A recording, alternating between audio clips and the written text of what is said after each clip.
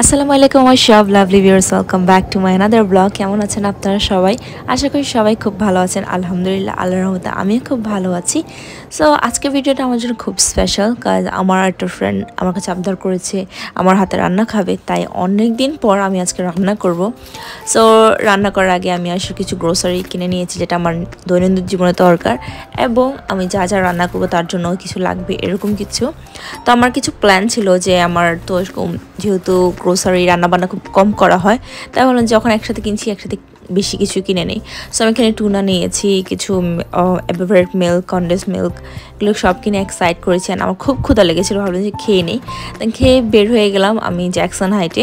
Jackson height হচ্ছে কম বেশি যারা নিউ ইয়র্কে থাকেন জানেন যে জ্যাকসন হাইট হচ্ছে মানে বাংলা ফুডের জন্য পারফেক্ট। সেটা রেস্টুরেন্ট হোক, গ্রোসারি হোক, মানে বাঙালির যে কোনো খাবার আপনি জ্যাকসন হাইটে পাবেন। মানে এমন কোনো কিছু নেই যে আপনি পাবেন না। It's like mini Bangladesh. Jackson হাইটের একটা স্ট্রিটের নাম কিন্তু আছে বাংলাদেশ স্ট্রিট, আই থিঙ্ক আপনারা দেখেছেনও। সো আমার প্ল্যান ছিল যে আমি বিফ বিরিয়ানি করব, রোস্ট করব, অ্যান্ড সর্ষে ইলিশ করবো।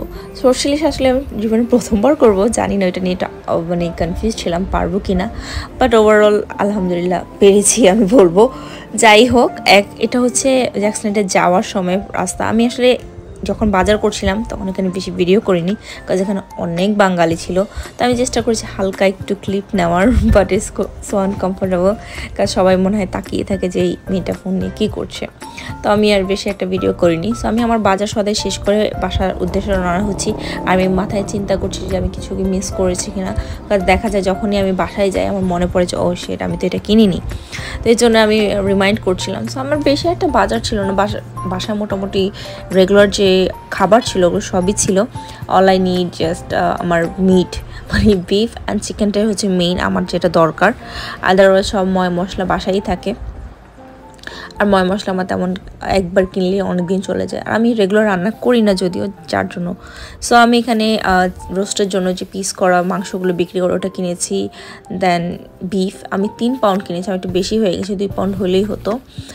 তো এটা হচ্ছে দই দিয়ে আসলে রোস্টের জন্য কাজে লাগবে। অ্যান্ড দেন এটা হচ্ছে সেই সর্ষে, সাদা সর্ষে, যেটা সর্ষে ইলিশ করবো। আর এটা হচ্ছে গার্লিক। আমি এরকম পিল গার্লিকটা কিনি, কারণ ছেলার ঝামেলা থাকে না। আমি মিন্ট নিয়েছি, একটু টুনা কাবাব করার ইচ্ছা ছিল, হেভি ক্রিম, দেন সরিষার তেল। তো স্টার্ট করে দিলাম আমি আমার পেঁয়াজ কাটা। আসলে পেঁয়াজ যদি এত তাড়াতাড়ি কাটা যেত সেরকম হতো। আর অনেকদিন পরে রান্না করার এক্সপিরিয়েন্সটা কি বলবো, কেমন জানি উইয়ার্ড ছিল, মানে মনে হয়েছে এই আমি পারবো কিনা। আর আমি আমার বলতে গেলে টোটাল আমি 10 জনের জন্য রান্না করেছি। আসলে 10 জন কি, এটা আমার আন্দাজের উপর করেছি, বা 10 জনের হয়েছে, স্টিল আরও আছে। সো আমি এখানে সব ক্লিন করে রেডি করে রেখেছি, এখন প্রেপ করার পালা। সো এটা আমি বিরিয়ানির জন্য যে মশলা দিয়ে প্রিপারেশন করতে হয় তাই করেছি। আমি যেহেতু আমি রাঁধুনি না, আমি আমার এরকম রান্না দেখাবো না। সেখানে হচ্ছে সর্ষে বাটাটা আমি আসলে ইউটিউবে দেখেছি, ভেবেছিলাম যে আম্মুকে কল দিয়ে জিজ্ঞেস করবো যে আম্মু কীভাবে করে। আমি কখনো সর্ষে ইলিশ খাইনি, এটা আমার প্রথমবার ট্রাই করা। সো হোপফুলি এটা ভালো হবে। এখানে আমি রোস্টও ম্যারিনেট করে রেখেছি। রোস্ট, এখানে হচ্ছে বিফ বিরিয়ানির বিফটা। সো আমি এখানে অফ ক্যামেরায় সব করছি, কাজ আমি রান্নাঘরের ডিটেলসে দেখাবো না, তখন রান্না বেশি বড় হয়ে যাবে আমার ব্লগটা। সো এখানে আমি রোস্টটা দিয়ে দিয়েছি। রোস্টটা দেওয়ার পর এদিকে আমি অন্য চুলে দিয়ে দিয়েছি বিফ বিরিয়ানির যে বিফটা। সো এখানে আমি সব কিছু মিক্সড করেছিলাম একসাথে। এখানে তেল আমি সব একসাথে দিয়ে মাখিয়ে নিয়েছিলাম।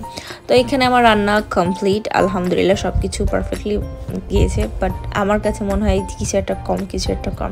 সো যেহেতু কালকে আমার কাজ আছে, কাজে কিছু কয়েকজনের জন্য নিয়ে যাব, যেগুলো আমি প্যাক করে রেখেছি।